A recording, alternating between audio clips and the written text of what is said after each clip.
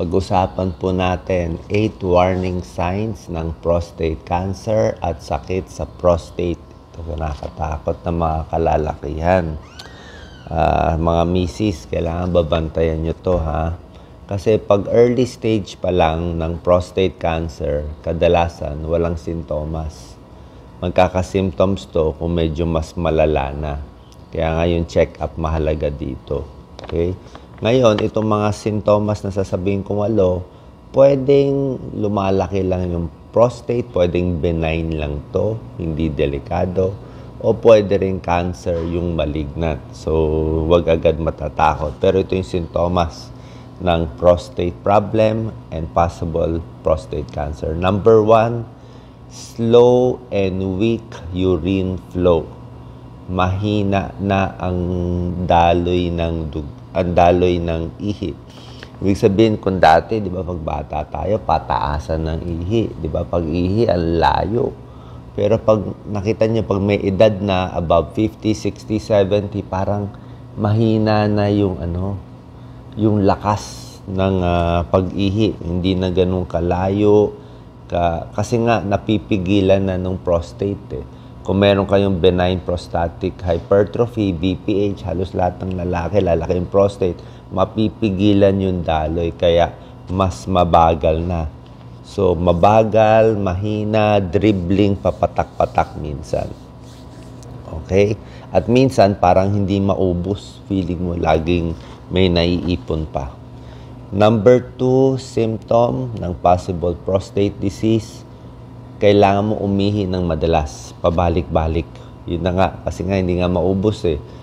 Iihi, tapos na, mamaya iihi na naman, tapos mamaya iihi na naman, kasi nga napipigilan. Okay? Or possible nga lumalaki yung prostate na may bukol, kaya ganun, nagugulo yung pag-ihi. Number 3, symptom, masakit ang pag-ihi. Pag umiihi, masakit, mahapdi, o bakit parang burning sensation, parang ano ba yun, naluluto o napapaso habang umiihi, pwedeng may UTI, urinary tract infection, or pwedeng may prostate cancer. Yan kasi ang mga tinitingnan. Pwede ring sexually transmitted disease, di ba? Yan, painful or burning urination, babantayan natin. Papacheck tayo sa urologist, yan ang doktor sa prostate. Number 4, blood in urine. May dugo sa ihi. So, ang dugo, minsan, hindi naman talaga pulang dugo eh. Pag medyo kulay pink lang, parang konting strawberry pink ang kulay ng ihi, dugo na yun. O pag dugo, pwede may bato, kidney stones, pwede may UTI, o pwede rin prostate cancer. Yan ang mga possible. Pag may dugo sa ihi, papa-urinalysis. Number 5, ito medyo rare ang symptom na to, prostate pain. Masakit dito sa tumbong, sa ilalim ng balls ng lalaki. Ibig sabihin, baka lumalaki yung prostate doon. Pwede may prostate infection, or pwede may bukol, o pwede may prostate cancer. Okay, prostate pain. Number 6, wala nang control sa pag-ihi o wala nang control sa pagdumi. Yung iihi na lang, di ba? Minsan hindi na nila makontrol.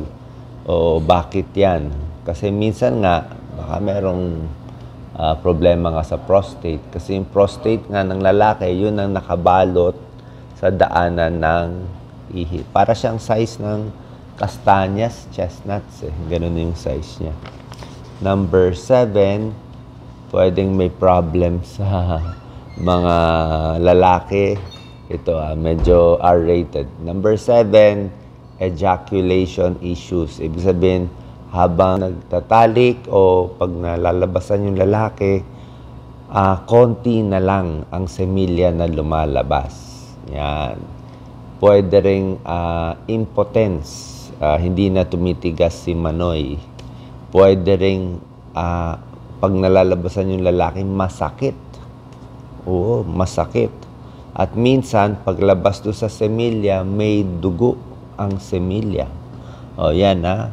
So, itong number 7 symptom, painful ejaculation, konti na lang ang semilya, ayaw na tumigas, pwedeng sign ng prostate cancer. Okay, isang possibility, wala pa si 100%. Pwedeng diabetes, pag impotence lang, o pwedeng urinary tract infection, UTI, or pwedeng sexually transmitted disease. Baka mamaya may tulo di ba? May tulo, may discharge. Baka mamaya may discharge. Kala nyo semilya, pero may yellowish, parang Bavarian cream na discharge, gonorrhea yon, STD yon. Number 8, symptom ng prostate problem. Ito, medyo bad sign to. Manhid o masakit ang lower back sa likod. Okay? Marami sumasakit ang likod. Baka muscle pain lang, upo lang. Pero pag may prostate problem na, pag may prostate cancer, tapos masakit dito sa lower back, ang iisipin ng doktor, serious stage ng prostate cancer, stage 3, stage 4, kumalat na yung cancer sa buto. Yan ang pinupuntahan ng prostate cancer, buto.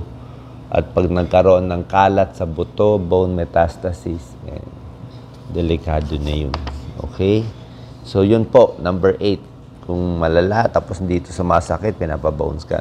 Para mabawasan ang risk of prostate cancer, regular prostate check-up sa urologist, exercise palagi, kumain ng masustansya, alam nyo, gulay, isda, bawas karne, kamatis, lycopene, okay yan, green leafy, orange, mga carrots, okay yan, tigil sigarilyo, tapos magpapa-check up. Ngayon, sa lahat ng cancer, sinasabi nila, kung hihingi tayo sa Diyos na matatamahan tayo ng isang cancer, ang pipiliin nyo dapat thyroid or prostate. Kasi thyroid, mabagal kumalat yung cancer na ooperahan pa. Ang prostate din, mabagal din. Merong 10 years, 20 years, buhay pa sa prostate cancer. So, tulad nga ito, pag na-diagnose yung prostate cancer, na maaga, 97% buhay pa in 5 years. Sabihin, 3% mamamatay in 5 years. Pero yung mga ibang cancer, mga breast o colon, in 5 years, baka marami na namamatay. So, sabihin, okay pa rin to kung mababantayan ng mga lalaki at makikinig sa video natin. Pag may ganyang sintomas, medyo kakaiba na, pa-check tayo sa urologist. Mga misis, bantayan si Mister. Kung mahal niyo si Mister. God bless po.